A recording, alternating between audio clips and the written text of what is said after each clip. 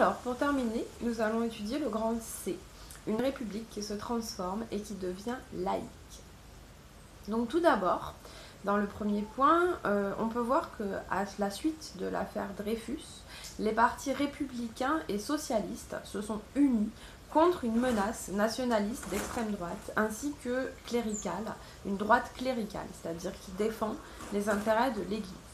Je rappelle, les anticléricaux sont ceux qui sont contre l'influence du clergé sur la société, et les cléricaux sont ceux qui défendent donc l'Église catholique et sa position de religion officielle. Alors, deuxième point, la laïcisation progressive commence grâce au vote de la loi de 1901 sur les associations.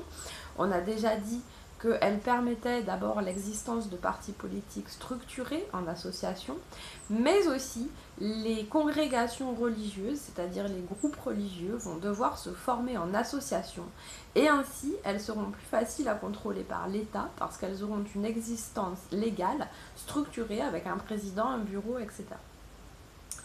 Troisième point, le point d'orgue de la laïcisation, le moment clé, c'est la loi de séparation de l'Église de l'État qui est votée en 1905. Alors d'abord, le contexte est extrêmement tendu puisqu'on est dans une situation où justement les cléricaux sont contre les anticléricaux. Ceux-ci veulent de la laïcité, les cléricaux, eux, veulent que l'Église catholique reste la religion principale des Français. La laïcisation a déjà commencé à travers l'école, on l'a vu en 1882, l'école publique devient laïque. En 1886, les instituteurs sont des personnes laïques. Donc ça veut dire qu'il n'y a plus de religion catholique enseignée à l'école, et donc plus d'influence de l'Église à travers l'école. Là, cette fois-ci, les républicains veulent aller plus loin, ils veulent supprimer la position de l'Église catholique en tant que religion officielle de l'État français et la mettre sur un plan d'égalité avec les autres religions. Cette loi, alors elle suscite des débats importants à l'Assemblée nationale, puisque les députés de droite, qui sont les monarchistes, les députés ralliés à l'Église catholique, comme les démocrates chrétiens par exemple, seront très fortement opposés à cette loi, tandis que d'un autre côté, les extrêmes gauches, eux, voudraient une loi qui exclurait complètement l'influence religieuse de l'Église catholique. Alors, les républicains plutôt modérés, comme notamment le personnage central de ce débat, c'est Aristide Briand, vont tenter de trouver un compromis en fait pour pouvoir séparer l'Église de l'État sans que cela se passe avec trop de difficultés, c'est-à-dire en préservant quand même des avantages aux religions. Donc par exemple, les jours fériés restent liés aux fêtes religieuses, et puis le principe, c'est que les bâtiments religieux appartiendront à l'État et que donc les congrégations religieuses, on leur prête gracieusement en fait pour exercer leur culte. Et donc, quelle que soit la congrégation, c'est pas obligé d'être l'Église catholique. Ça sera pareil pour les protestants, les juifs, aujourd'hui les musulmans. Cette loi est donc votée en 1905. Je vous invite là à aller regarder un documentaire qui s'intitule La séparation, qui dure 1 heure, mais qui est très enrichissant, puisqu'il retrace en fait tous les débats qui ont eu lieu à l'Assemblée nationale à ce sujet.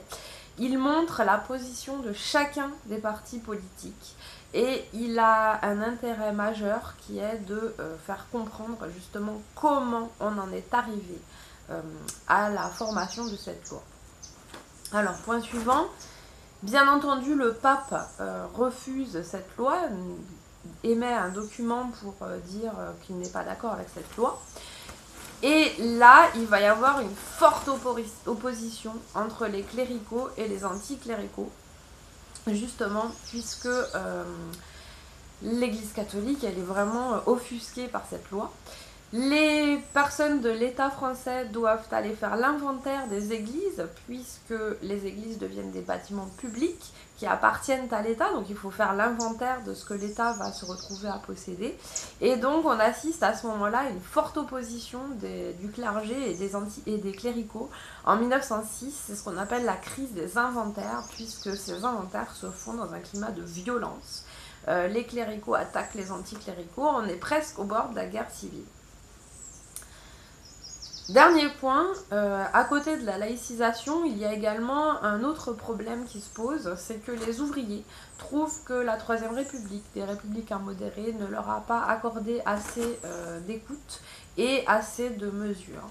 Donc les ouvriers se sentent oubliés par la République et cela crée une répression parce qu'ils vont faire des grèves importantes et le gouvernement, notamment Georges Clemenceau au gouvernement, réprime fortement, durement ces grèves.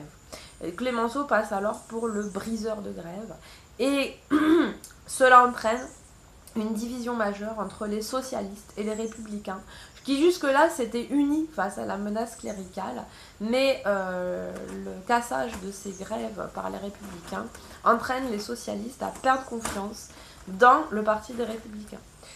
Pour information, les socialistes sont menés par un personnage important qui s'appelle Jean Jaurès et qui a joué un rôle important également dans les débats de la loi de 1905, vous le verrez dans la vidéo.